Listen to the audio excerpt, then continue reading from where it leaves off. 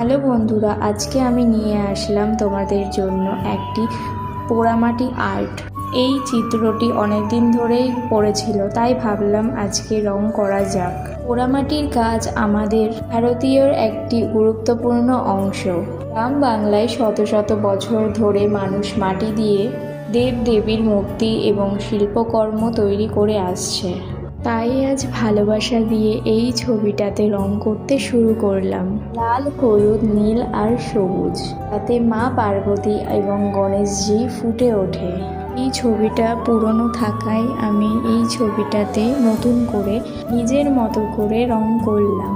যদি তোমাদের এই আর্টটি ভালো লাগে তাহলে অবশ্যই লাইক করো এবং কমেন্টে তোমাদের মতামত জানিও।